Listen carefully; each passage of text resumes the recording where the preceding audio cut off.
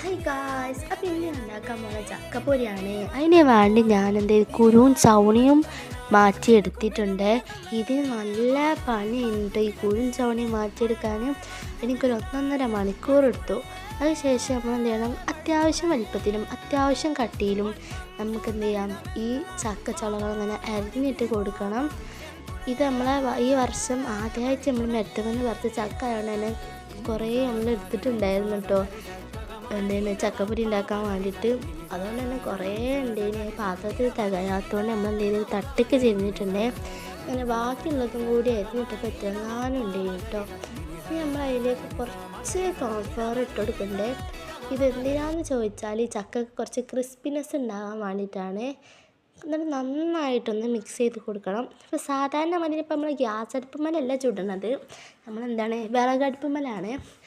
അപ്പം അടി കട്ടിയുള്ള ഒരു പാത്രം തന്നെ എടുക്കാൻ ശ്രദ്ധിക്കുക. ഇപ്പോൾ എന്തിനാണ് നമ്മളിപ്പോൾ വിറകടുപ്പുമ്മ കത്തിക്കണമെന്ന് ചോദിച്ചാൽ, ഇപ്പോൾ ഗ്യാസിന് കുറച്ച് ഡിമാൻഡ് ഏറെ ആയതുകൊണ്ടാണ് ഇപ്പോൾ നമ്മൾ ഗ്യാസ് അടുപ്പുമ്മൽ വെക്കുന്നത്. നമ്മൾ അടി കട്ടിയുള്ള ഈ പാത്രത്തേക്ക് ഓയിൽ ഒഴിച്ചെടുത്തതിന് ശേഷം നമ്മളിപ്പോൾ കോൺഫ്ലവറിൽ ഇട്ട് വെച്ച ഈ ചക്ക ഉണ്ടല്ലോ, അത് നമുക്ക് ഈ എണ്ണയിലേക്ക് ഇട്ട് വറുത്തെടുക്കാം. ഈ ചക്ക ഒരു ഓറഞ്ച് കളറായി വരുന്ന ആ ടൈമിൽ വേണം കേട്ടോ നമ്മൾ കോരാൻ. അതാണ് ഒരു കൃത്യസമയം എന്ന് പറയുന്നത്. ഇനി അവിടെയും ഇവിടെയും നോക്കി ഒന്ന് കരിയിച്ചണ്ട, ഇതിൻ്റെ ഒരു ട്രിപ്പ് അങ്ങനെ കരിഞ്ഞു പോയിട്ടുണ്ട് കേട്ടോ. അതുകൊണ്ട് ഞാൻ പറയാണ്, അനുഭവം ഗുരു.